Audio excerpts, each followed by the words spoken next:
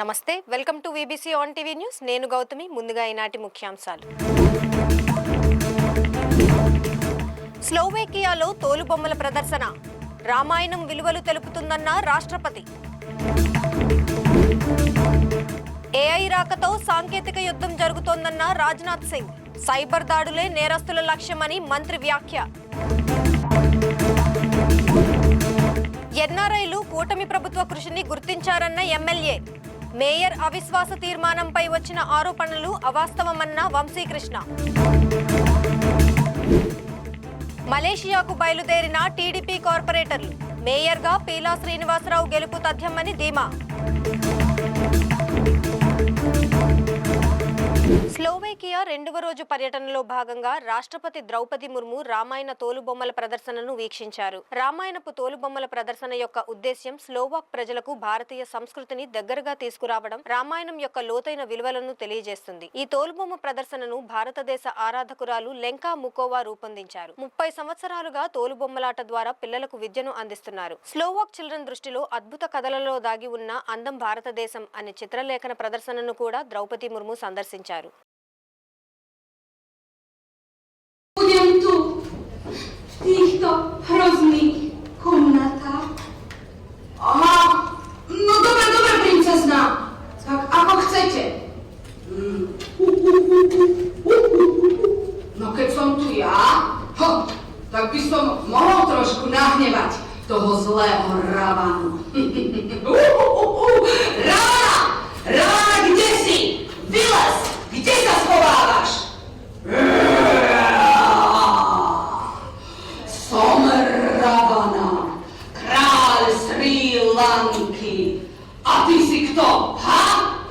Ja som Hanuman, najväčší podaný, najväčšieho kráľa v celej zemi, princa Rámu.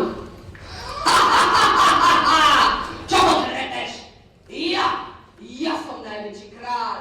Ten tvoj Ráma je nikto. Veď sa pozri, ani cez oceán sa nevie dostať. Ja som mu ženu uniesol, aj sa s ňou ožení.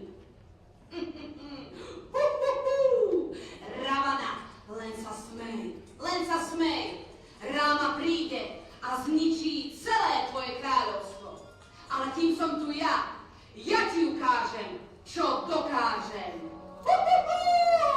Všetka sláva Rámovi!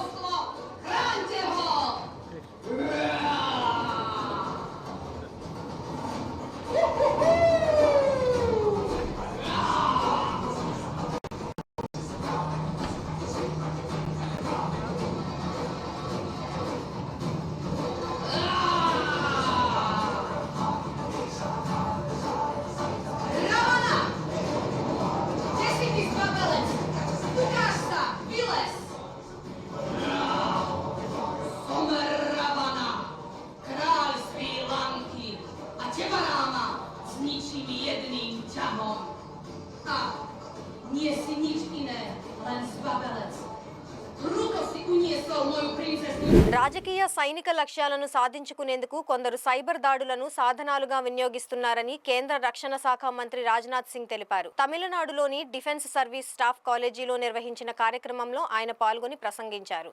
ఈ సందర్భంగా రాజ్నాథ్ సింగ్ మాట్లాడుతూ ప్రస్తుతం కొనసాగుతున్న సంఘర్షణలు పరిస్థితులు సంప్రదాయ యుద్ధాలకు భిన్నంగా మారుతున్నాయని అన్నారు. రోజురోజుకి అభివృద్ధి చెందుతున్న సాంకేతికత మానవ ప్రమేయం లేని వ్యవస్థను సృష్టిస్తుందని తెలిపారు. చాలా విషయాలను ఏఐ అంచనా వేయడం చూస్తున్నామని, ఇప్పుడు సంప్రదాయ యుద్ధాలు చేసుకునే కాలం పోయిందన్నారు. ఏఐ రాకతో సాంకేతిక యుద్ధం జరుగుతుందని, తప్పుడు సమాచారాన్ని వ్యాప్తి చేయడం కూడా ఇందులో ఓ భాగమని రక్షణ మంత్రి వ్యాఖ్యానించారు.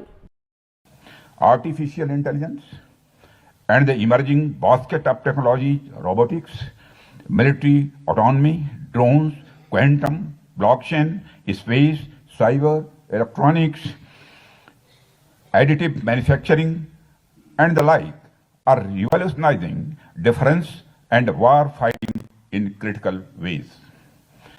Warfare is moving rapidly beyond the traditional domains of land, sea, and air to space, cyber, the undersea, and newer domains of creative endeavor. Drones, for instance, has emerged in Ukraine-Russia conflict virtually as a new arm, if not a transformative science. The majority of the losses of the soldiers and the equipment have been attributed neither to traditional artillery nor to armor, but to drones. Space capacities in the low Earth orbit, similarly, are transforming military intelligence, persistent surveillance, positioning, targeting, and communications, thus taking combat to a new high. The power of technological innovation in combat threats is breathtaking indeed. Friends, the ongoing conflicts and the contemporary trends highlight the fact that the traditional notions of warfare are being rewritten. Emerging technologies are impacting the character of war with unmanned systems and advent of the artificial intelligence forecasting an era of autonomous warfare. Warfare today has gone beyond the traditional battlefields of land, sea, and air, and armed forces will increasingly need to operate jointly in multi-domain environment where cyber, space, and information warfare will be as potent as conventional operations. We are in the age of the gray zone and hybrid warfare, where cyber attacks, disinformation campaigns, and economic warfare have become tools that can prosecute and achieve politico-military aims without a single shot being fired. Friends, today faces a diverse range of security challenges. In our case, we face persistent threats along our northern and western borders. This is further compounded by the threat of the proxy war and terrorism emanating from the epicenter of terrorism in our neighborhood. Ongoing conflict in West Asia and geopolitical tensions in the Indo-Pacific to our east have their impact on our overall security calculus. In addition, capability to address non-traditional security threats to include natural disasters and the climate change effects are increasingly becoming important. This brings me to the question that what does this imply for all of you? In the environment that I have just described, where the world around us is evolving rapidly with new security dynamics and challenges emerging every day, the focus of every nation and each one of you has to remain ahead of the curve and be future ready. అమెరికాలో తెలుగువారు ఆంధ్రాలో పెట్టుబడులు పెట్టేందుకు సుముఖంగా ఉన్నారని విశాఖ దక్షిణ MLA Vamsikrishna Srinivas తెలిపారు. America పర్యటన ముగించుకుని నగరానికి చేరుకున్న ఆయన అక్కడ విశేషాలను మీడియాకు వివరించారు. పెట్టుబడులకు ఆంధ్రప్రదేశ్ గమ్యస్థానంగా ప్రభుత్వం చేస్తున్న కృషిని ఎన్ఆర్ఐలు గుర్తిస్తున్నారని ఆయన తెలిపారు. విశాఖలోని ఓ ప్రైవేటు కంటి ఆసుపత్రిలో ప్రారంభోత్సవానికి వచ్చిన ఆయన మీడియాతో పలు అంశాలు పంచుకున్నారు. మేయర్పై అవిశ్వాస తీర్మానంలో నెగ్గేందుకు కూటమి నేతలు వైసీపీ కార్పొరేటర్లను మభ్యపెడుతున్నారని వస్తున్న వార్తలను ఆయన ఖండించారు. ప్రజా తీర్పుకు అనుగుణంగా అభివృద్ధిలో భాగస్వామ్యం అయ్యేందుకు వారు కూటమి వైపు మొగ్గు చూపుతున్నారని తెలిపారు. వారంతటా వారే మద్దతివ్వడానికి ముందుకు వస్తున్నారని ఆయన వివరణ ఇచ్చారు. ఆంధ్రప్రదేశ్ అమెరికన్ తెలుగు అసోసియేషన్ వాళ్ళ పిలుపు మేరకు జనసేన పార్టీ తరపున నేను, టీడీపీ తరపున కోన రవికుమార్ గారు, అలాగే నారాయణ రెడ్డి గారు ముగ్గురు కూడా మేము వెళ్ళడం జరిగింది. చాలామంది సినిమా ఆర్టిస్టులు రావడం జరిగింది. తెలుగు వాళ్ళు ముఖ్యంగా ఆంధ్రప్రదేశ్ వాళ్ళందరూ కూడా ఒక వేదిక మీదకి వచ్చి అద్భుతంగా ఆ ఈవెంట్ చేశారు. అందరూ ఒకరికొకరు సాయం చేసుకుంటూ ముఖ్యంగా ఆంధ్రప్రదేశ్లో డెవలప్మెంట్లో మేము సహకరిస్తాం, మా పెట్టుబడులన్నీ కూడా మేము పెడతాం, ఎక్కడ ఏం జరుగుతూ ఉందని కూడా వాళ్ళందరూ అడగడం జరిగింది. వాళ్ళందరూ కూడా చెప్పాం, విశాఖపట్నం అనేది ఒక అద్భుతమైన సిటీ కాబట్టి ఐటీ ఇండస్ట్రీస్ పరంగా విశాఖపట్నం, అమరావతి ఒక అద్భుతమైన రాజధాని, తిరుపతి ఎలక్ట్రానిక్ సిటీ, రాయలసీమ అనంతపురం మంచి ఇండస్ట్రీస్ కార్లు కానీ అలాంటివి పెట్టుకునే విధంగా మా అన్ని వేదికలు కూడా మేము చెప్పడం జరిగింది. వాళ్ళందరూ కూడా ఇన్వెస్ట్మెంట్లు ఈ రాష్ట్రంలో పెట్టడానికి చాలా హ్యాపీగా ఉన్నారు. గతంలో భయపడేవాళ్ళు ఇప్పుడైతే హ్యాపీగా ఉన్నారు, వాళ్ళే చెప్పడం జరిగింది. కాబట్టి అందరినీ కూడా మనస్ఫూర్తిగా ఆహ్వానించాం. విశాఖపట్నం ఒక ప్రకృతి అందాలకు నిలయమైనటువంటి విశాఖపట్నంలో ఐటీ పార్కులు కానీ ఇండస్ట్రీస్ అందరూ వస్తున్నాం, అందరూ కూడా ఇక్కడికి రావడానికి ఎక్కువ మంది మొగ్గు చూపుతున్నారు కాబట్టి చాలా హ్యాపీగా ఉంది. వాళ్ళందరూ కూడా అద్భుతంగా రిసీవ్ చేసుకొని మన ఊళ్ళో మన ఆంధ్రప్రదేశ్లో ఉన్నట్టుగా ఉంది ఇవాళ అమెరికా అంతా కూడా. డలాస్కి వెళ్తే మొత్తం అక్కడ డలాస్పురం అనే విధంగా కూడా ఇవాళ అక్కడ ప్రజలు అనుకుంటా ఉంటే చాలా హ్యాపీగా ఉంది. అందరూ కూడా చాలా బాగా రిసీవ్ చేసుకున్నారు, చాలా హ్యాపీగా. వాళ్ళందరికీ కూడా మీ ద్వారా ప్రత్యేకమైన ధన్యవాదాలు. యూఎస్లో మమ్మల్ని ఆహ్వానించి మమ్మల్ని అందరినీ కూడా ఇంటికి భోజనాలకు పిలిచి మమ్మల్ని బాగా రిసీవ్ చేసుకుని వాళ్ళందరికీ కూడా మనస్ఫూర్తిగా వాళ్ళందరికీ ధన్యవాదాలు తెలియజేస్తా ఉన్నాం. Thank you very much. ఈ నెల 19వ తేదీన పీలా శ్రీనివాసరావుని మేయర్ని చేయడం తథ్యమని కార్పొరేటర్ బొమ్మిడి రమణ తెలిపారు. విశాఖ జీవీఎంసీకి చెందిన 26 మంది టీడీపీ కార్పొరేటర్లు విశాఖ ఎయిర్పోర్ట్ నుంచి మలేషియాకు బయలుదేరారు. ఈ సందర్భంగా 90 వార్డు కార్పొరేటర్ బొమ్మిడి రమణ మాట్లాడుతూ జీవీఎంసీ కార్పొరేటర్లో 26 మంది మలేషియా వెళ్తున్నామని తెలిపారు. ఈ నెల 19న జరగబోయే అవిశ్వాస తీర్మానంలో కూటమి విజయం తథ్యమని, ఇందుకోసం సంబరాలు చేసుకోవడానికి మలేషియా వెళ్తున్నామని తెలిపారు. ఈ అవిశ్వాస తీర్మానం చరిత్రలో కొత్త వరవడికి శ్రీకారం చుట్టినట్టు అవుతుందని తెలిపారు. ఇన్ని సంవత్సరాల్లో మేయర్పై అవిశ్వాసం పెట్టి నూతన మేయర్ని ఎన్నుకోవడం జరుగుతుందని, ఇది తమకు రాజ్యాంగం ఇచ్చిన హక్కు అని తెలియజేశారు. వెల్కమ్ అలా వెల్కమ్ రండి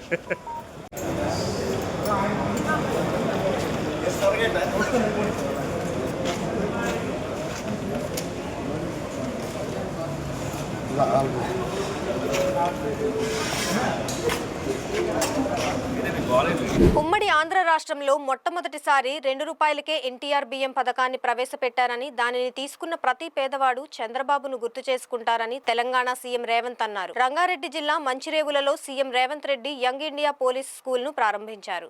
ఈ సందర్భంగా ఆయన మాట్లాడుతూ ఉమ్మడి ఆంధ్రాలో జలయజ్ఞం పథకం అమలు చేసిన అప్పటి ముఖ్యమంత్రి వైఎస్ఆర్ రైతు బాంధవుడుగా ప్రజల మధ్యలో ఎప్పటికీ నిలిచిపోతారని అన్నారు. ప్రస్తుతం తన బ్రాండ్ యంగ్ ఇండియా అని సీఎం రేవంత్ రెడ్డి స్పష్టం చేశారు. పోలీసుల కుటుంబాలకు యంగ్ ఇండియా స్కూల్ ఎంతో ముఖ్యమైనదని అన్నారు. పోలీస్ శాఖపై తనకు స్పష్టమైన అవగాహన ఉందని తెలిపారు. దేశ భవిష్యత్తు తరగతి గదిలోనే రూపుదిద్దుకుంటుందని ఆయన అన్నారు. కేజీ టు పీజీ వరకు నిధుల విషయంలో ఎలాంటి ఆటంకాలు ఉండవని హామీ ఇచ్చారు. నిధుల విషయంలో ఎలాంటి సమస్యలు తలెత్తకుండా చూసుకోవాలని రేవంత్ రెడ్డి అధికారులకు సూచించారు. ఎక్కడికెళ్ళినా పాత్రికేయ మిత్రులు కానీ రాజకీయ విశ్లేషకులు ప్రతి ముఖ్యమంత్రికి ఒక బ్రాండ్ ఉన్నది. మీరు 16 నెలలైన ముఖ్యమంత్రి అయ్యి మీరు ఏ బ్రాండ్ క్రియేట్ చేసుకోలేకపోతున్నారు ఎందుకు అని ప్రశ్నిస్తున్నారు. నేను చాలా సందర్భాలలో నవ్వి వదిలేసిన, ఎందుకంటే ప్రశ్న అడిగేవాళ్ళు నేను ఏ బ్రాండ్ కోసం ప్రయత్నం చేస్తున్నో వాళ్ళు అవగాహన చేసుకునే పరిస్థితిలో లేరు అని. మొట్టమొదటిసారి ₹2కు కిలో బియ్యం ఇచ్చిన ఎన్టీ రామారావు గారు పేదవాడు తెల్లన్నం తిన్నప్పుడల్లా వారిని గుర్తు చేసుకుంటాడు. ఐటీ కంపెనీలను, హైటెక్ సిటీని ఇవి చూసినప్పుడు చంద్రబాబు నాయుడు గారు గుర్తొస్తాడని చెప్తారు. అదేవిధంగా జలయజ్ఞం వ్యవసాయాన్ని ప్రాధాన్యతగా తీసుకొని ఉచిత కరెంటు నుంచి సాగునీటి ప్రాజెక్టుల వరకు రైతుల సమస్యలను చర్చించినప్పుడు రైతు బాంధవుడుగా డాక్టర్ వైఎస్ రాజశేఖర రెడ్డి గారు గుర్తొస్తారు. సరే, ఇంకొంతమంది కొన్ని రకాలుగా కొన్ని బ్రాండ్స్ క్లెయిమ్ చేస్తూ ఉంటారు. ఉద్యమకారులమని, తెలంగాణ ప్రదాతలమని, వాళ్ళ గురించి నేను పెద్దగా చర్చించదలుచుకోలేదు. మరి మీరు ఏ బ్రాండ్ లేకుండానే అన్నోటీస్డ్ చీఫ్ మినిస్టర్గా మీరు రావడం పోవడం జరుగుతుందని చెప్పి విశ్లేషకులు, పోలీసు భరోసా లేకుండా ఈ సంస్థలన్నీ నడుస్తున్నాయా? మరి వాళ్ళ కార్పొరేట్ సోషల్ రెస్పాన్సిబిలిటీ అని అంటే పోలీసు పిల్లల చదువులకు అవసరమైన సహాయం అందించడం వాళ్ళ బాధ్యత కాదా? అందుకే ఈరోజు ప్రభుత్వ పరంగా ఎవరితో మాట్లాడాలో నాకు చెప్పండి, ఎవరితో అయినా నేను మాట్లాడతాను. మీ ఇన్ఫ్రాస్ట్రక్చర్ కాకుండా ఒక 100 కోట్లు మీ కార్పస్ ఫండ్ క్రియేట్ చేసుకొని ప్రతి రూపాయి కోసం గవర్నమెంట్ వైపు చూడొద్దు.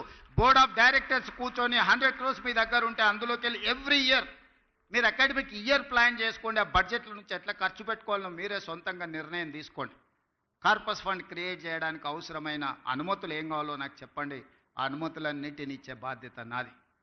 యంగ్ ఇండియా అనే title, I have not created this title. Mahatma Gandhi has created this title 1921 నుంచి 1930 వరకు, 1931 వరకు 10 years స్వతంత్ర పోరాటంలో ఒక పత్రికను నడిపిండు. ఆ పత్రిక పేరు young India. That was the voice of India. ఈ భారతదేశం యొక్క ఆత్మ యంగ్ ఇండియాలో ఉంది. యంగ్ ఇండియా సృష్టికర్త మహాత్మా గాంధీ. ఆ స్పిరిట్ నుంచే, ఆ స్ఫూర్తి నుంచే ఈరోజు యంగ్ ఇండియా బ్రాండ్ తెలంగాణ రాష్ట్రంలో క్రియేట్ చేసుకున్నాం. అందరు ముఖ్యమంత్రులకు ఏవైనా వ్యవసాయం ఉండొచ్చు, సాగునీరు ఉండొచ్చు, భోజనం పెట్టి ఉండొచ్చు.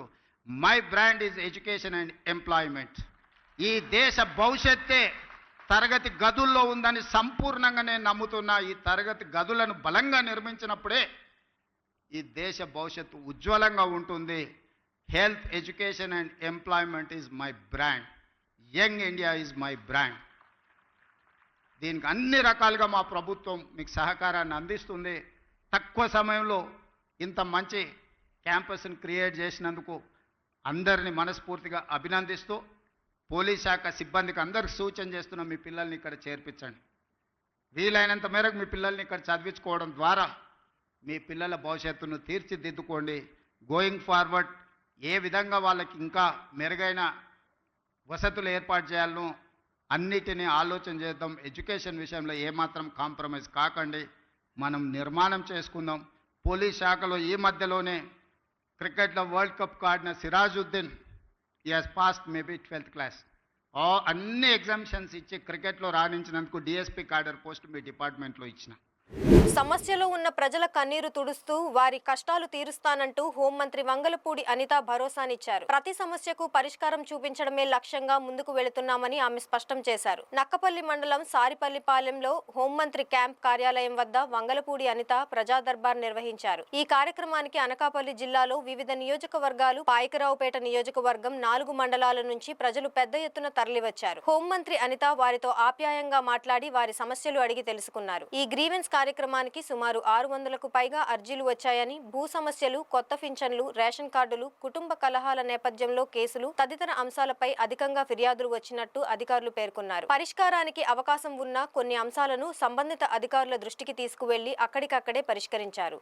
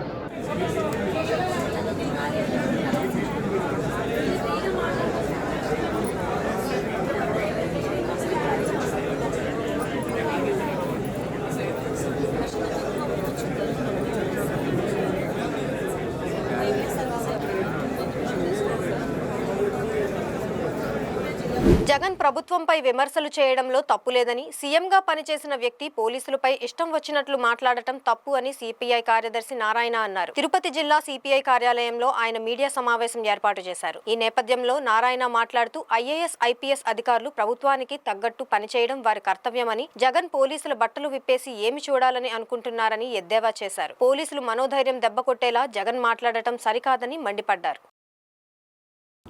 నేను చూసా, బట్టలు ఇప్పేస్తే ఆయన ఏం చూడదలుచుకున్నాడు? వాడు బట్టలు ఇప్పేస్తాడు అనుకో, ఏం చూడదలుచుకున్నాడు? ఆయనకి ఏది ఉంటే అదే కదా ఉంటుంది వాడికి కూడా. ఈ భాష ఆయన నుంచి వచ్చింది, ఈ లాంగ్వేజ్ రాజకీయ నాయకులకి, అందులో పోలీస్ ఆఫీసర్లు. మీరు అధికారంలో ఉన్నప్పుడు పోలీసులు ఉపయోగించుకొని దుర్మార్గాలు చేస్తే ఆ పోలీసు ఇప్పుడు శిక్ష అనిపిస్తున్నారు. మరి ఇప్పుడు మళ్ళీ మీరు ఇదే పని చేస్తున్నారు. గవర్నమెంట్ ఉన్నప్పుడు అధికారులను చూడాలి. అధికారులు కూడా లక్ష్మణ దాటకూడదు. చెప్పినట్టుగా ఎందుకు చేయాలి వాళ్ళు? వాళ్ళకి ఐపీఎస్ అడిగిపోయిన ఐపీఎస్ఏ కదా, ఐఏఎస్ అక్కడిపోయిన ఐఏఎస్ఏ కదా, ఎందుకు లక్ష్మణ దాటుతున్నారు? చివరికి ఆ గవర్నమెంట్ పోతే ఆ దానిలో పనిచేసే వాళ్ళందరూ మళ్ళీ జైలుకు విషయాలు జరుగుతూ ఉన్నాయి. ఇప్పుడు పోలీసులు వాళ్ళు డ్యూటీ వాళ్ళు చేస్తున్నారు. పోలీసులను బెదిరించడం మొదలు పెడితే ఆయన ముఖ్యమంత్రి ఉన్నాడు కదా, అందువల్ల ఇది కరెక్ట్ కాదు. పోలీసులు ఏమైనా చేస్తే అది గవర్నమెంట్ చేసేట లెక్క. మీరు గవర్నమెంట్ని విమర్శించుకోండి, గవర్నమెంట్ మీద మీరు ఫైట్ చేసుకోండి. కానీ అధికారులను ఇండివిజువల్గా పెట్టి ఆ విధంగా మాట్లాడమంటే వాళ్ళ మనోధైర్యాన్ని దెబ్బ కొడతారు. ఒకటి, కొంతమంది మనోధైర్యాన్ని దెబ్బ కొట్టి ఆగిపోతారు, కొంతమంది తిరగబడతారు. ఇప్పుడు ఒక ఎస్ఐ ఏమంటున్నాడు, చాలా బూతులు మాట్లాడడం మొదలుపెట్టాడు. అట్లాంటి బూతులు మాట్లాడించుకోవాల్సిన అవసరం లేదు. అట్లాంటి మాటలు కూడా కరెక్ట్ కాదు నా ఉద్దేశం. ఆ విషయాన్ని ఖండిస్తున్నాను. పెద్ద మార్కెట్లో వ్యాపారుల జాబితా తయారైతే ప్రణాళిక ప్రకారం నిర్మాణం చేయడానికి ముందుకు వెళతామని ఎమ్మెల్యే గొండు శంకర్ స్పష్టం చేశారు. పెద్ద మార్కెట్ పునర్నిర్మాణ పనుల కోసం ఈ నెల 15లోగా ఖాళీ చేయించాలని మంత్రి అచ్చెన్నాయుడు ఇటీవల మార్కెట్లో పర్యటించి అధికారులకు ఆదేశించడంపై వ్యాపారులంతా టీడీపీ జిల్లా కార్యాలయంలో సమావేశమయ్యారు. ఈ సమావేశంలో ఎమ్మెల్యే శంకర్ పాల్గొన్నారు. ఈ సందర్భంగా ఎమ్మెల్యే శంకర్ మాట్లాడుతూ కేంద్ర మంత్రి రామ్మోహన్ నాయుడు ఎప్పటినుంచో పెద్ద మార్కెట్కు రావాలని నిర్ణయించుకున్నా సమయభావం వల్ల తనని వెళ్లి రావాలని సూచించినట్టు ఎమ్మెల్యే శంకర్ తెలిపారు. మార్కెట్ను పరిశీలించిన సమయంలో ఎదురైన అనుభవాలు, అక్కడ నెలకొన్న పరిస్థితులను తాము అంచనా వేశామన్నారు. మార్కెట్కు ఒక మంచి రూపం తీసుకురావాలని వ్యవసాయ మార్కెట్ శాఖ మంత్రి అచ్చెన్నాయుడుకి ఎప్పటినుంచో ఒక ఆలోచన ఉందని బడ్జెట్లో అందుకు అవసరమైన నిధులు కేటాయించినట్టు తెలిపారు. ఇటీవల మార్కెట్లో పర్యటించి ఈ నెల 15లోగా మార్కెట్లో అందరు వ్యాపారులను ఖాళీ చేయించాలని మంత్రి అచ్చెన్నాయుడు అధికారులకు సూచించారని తెలిపారు. వైకాపా నాయకులు గత 5 ఏళ్లు మార్కెట్ను పట్టించుకోలేదని, వైకాపా నాయకుల సవత తల్లి ప్రేమను నమ్మొద్దని వ్యాపారులకు సూచించారు. ఈ సమావేశంలో పెద్ద మార్కెట్ వర్తక సంఘం అధ్యక్షులు కోరాడ హరిగోపాల్, వ్యాపారులు తదితరులు పాల్గొన్నారు. నాకే ఒక ఊర్లో ఎలక్షన్ రోజు దాడి చేస్తే అప్పుడే ప్రపంచం స్టార్ట్ అయిందని రాశాడు ఒకడు. ఏమేమో రాస్తారు వాళ్ళు. మీరు అందుకు మీకు కూడా చెప్తున్నాను, మేము ఇది రాసేస్తాం, నువ్వు ఇది చెప్పకపోతే ఇది రాసేస్తాం, రాసుకొని మా దొరికితే అయినా ప్యాకెట్లతో దొరుకుతారు అంతేనే. గడిది గుడ్డు పోతే పోనీ, నేను ఇంకోలా హెల్ప్ చేస్తాను. నేను ఎవరికి భయపడకండి. మీరు ఇల్లులు దర్జాగా మీ ఇల్లులు మీరు కట్టుకోండి. మీ ప్రాబ్లమ్స్ ఉంటే అధికారుల దగ్గరికి వెళ్ళండి. ఏ అధికారి పని చేయకపోతే నాకు చెప్పండి. దళారీలు ఎవరిని నమ్మకండి, బ్లాక్ మెయిలర్స్ నమ్మకండి. ఇది రాసేస్తావు నువ్వు ఇవ్వకపోతే అంటే నమ్మకండి, రాసుకొని. నువ్వు ఇది లేకపోతే ఎరగొట్టేస్తావు అంటే కొట్టుకొని చూసుకుంటాను. నేను ఉంటాను, మీకు అందరికీ నేను అండగుంటాను. తప్పుడు మాటలు నమ్మొద్దు, తప్పుడు రాతలు నమ్మొద్దు, తప్పుడు న్యూస్ని వినొద్దు, తప్పుడు న్యూస్ కనొద్దు. నేను మీకు జవాబుదారీతనం. మీరందరూ నాకు ఓట్లేసి గెలిపించారు. ప్రతి ఒక్కడికి నేను జవాబుదారం. ఏ ఒక్కడిక్కడ కాదు మోనార్క్. మళ్ళీ మీ ప్రతి ఒక్కడు ఆ చివరి నిల్చున్నాడు కూడా నేను జవాబుదారీతనం నేను ఇస్తాను. మీ అందరూ ఎట్టి పరిస్థితులు అభద్రతా భావంకు లోనవద్దు. మీ అందరికీ నేను అండగా ఉంటాను. అవసరమైతే మీ ఎవరికి ఇష్టం లేకపోతే డ్రాప్ చేసుకుంటాం. మేము ఈ ప్రపోజల్ డ్రాప్ చేసేస్తాం, మాకేం ప్రాబ్లం లేదు. ప్రజలందరికీ ఆనందంగా ఉండడమే ఫైనల్. ఇది గౌరవ ముఖ్యమంత్రి గారు కూడా మాకు చెప్పింది అదే. పల్లె నిద్ర చేయమన్నారు. వారంకి ఒక రోజు వెళ్ళి ఊర్లో పడుకోమన్నారు. నేను ఆల్రెడీ పల్లెలు తిరుగుతున్నాను. శంకరన్న పల్లె పిలుపు అని పేరు మొదలెట్టాను. శంకరన్న పల్లె నిద్ర గౌరవ ముఖ్యమంత్రి వారి ఆదేశానుసారం నేను వెళ్ళి పల్లెటూరులో పడుకుంటున్నాను. వారంకి ఒకసారి 2 సార్లు పడుకుంటున్నాను. నాకేం ఎక్కడికి వెళ్ళినా పడుకోవడమే కాదు. సో తప్పకుండా అలాగే వార్డుల్లో వచ్చి పడుకుంటాం, మీ మార్కెట్లో వచ్చి పడుకుంటున్న అవసరమైతే ఒకరోజు నైట్ మీరు రండి, ఏం పర్వాలేదు.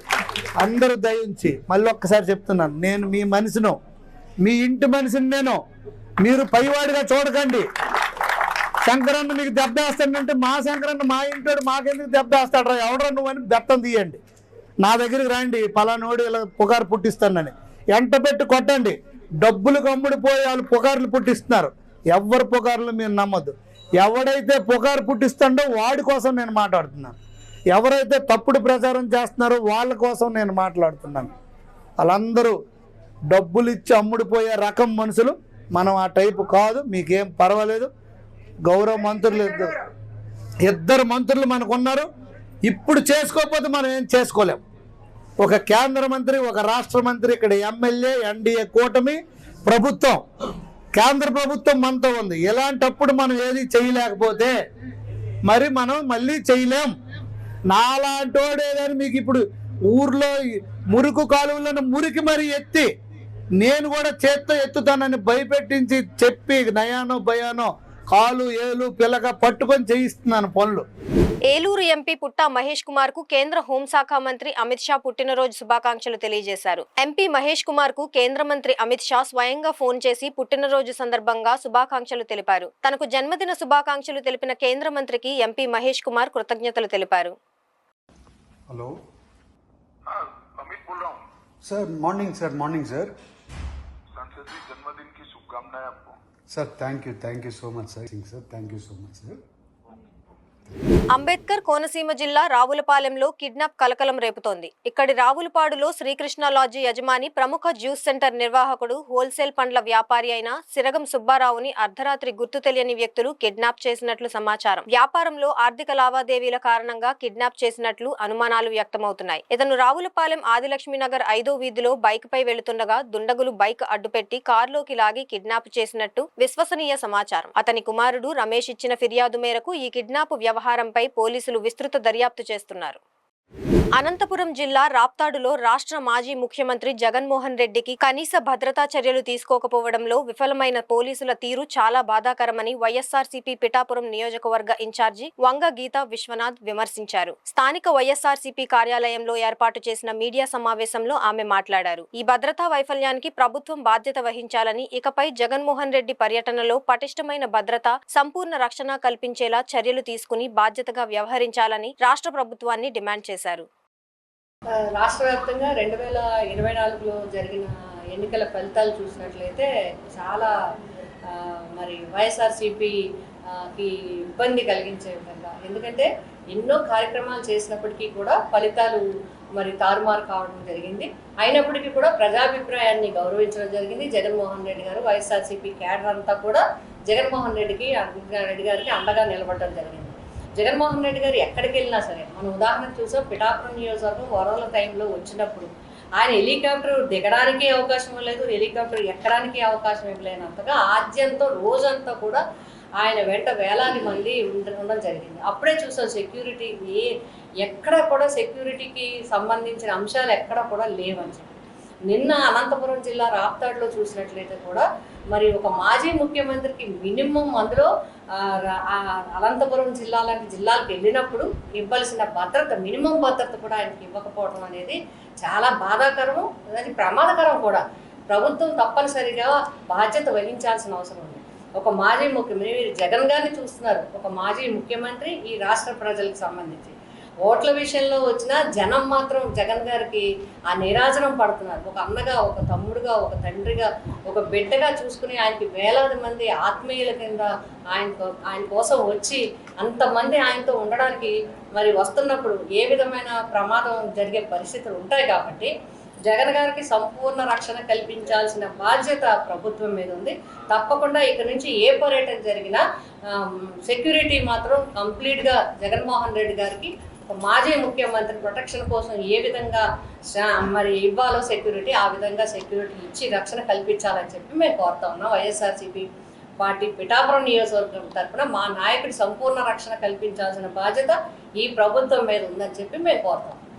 రాష్ట్ర వ్యాప్త పిలుపులో భాగంగా CPI ML mass line party ఆధ్వర్యంలో నిరసన కార్యక్రమాలు తెలంగాణలోని భద్రాద్రి కొత్తగూడెం జిల్లా భద్రాచలం మండలం కేంద్రంలో కూడా నిర్వహించారు. నరేంద్ర మోడీ నాయకత్వంలోని బీజేపీ ప్రభుత్వం గ్యాస్ ధరలు 50 రూపాయలు, డీజిల్ పెట్రోల్ 2 రూపాయలు పెంచి ప్రజలపై భారం వేయడాన్ని నిరసిస్తూ నరేంద్ర మోడీ దిష్టిబొమ్మను దగ్ధం చేసి నిరసన తెలియజేశారు. ఈ సందర్భంగా CPI ML mass line party నాయకురాలు ముద్దా భిక్షం కల్పన మాట్లాడుతూ పెంచిన ధరలు తగ్గించకపోతే అన్ని పార్టీలు సంఘాలతో కలిపి పోరాటం ఉధృతం చేస్తామని హెచ్చరించారు. మరో నేత కె రంగారెడ్డి కూడా మాట్లాడారు.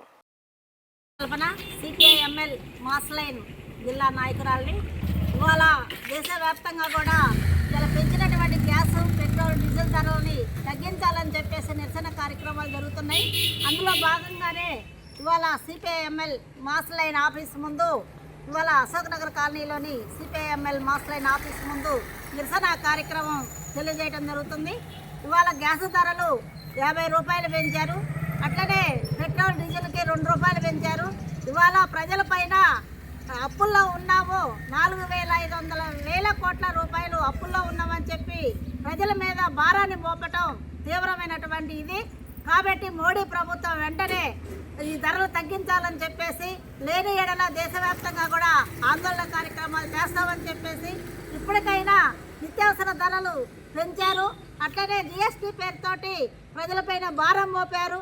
ఇవే కాకుండా అనేక రకాల ఇప్పుడు పెట్టుబడిదారు విధానంతో పాటు ప్రజల్ని వీళ్ళందరూ కూడా ధరలు పెంచి ప్రజలపైన మొదలైన భారాలను మోపుతున్నారు. కాబట్టి ఈ ఆర్థిక అరాచకాన్ని వెంటనే అరికట్టాలని చెప్పేసి, ఈ గ్యాస్ ధర తగ్గించాలని చెప్పేసి మేము కోరుతున్నాం. పేరు కెచ్చల రంగారెడ్డి, సిపిఐఎంఎల్ మాస్ లైన్.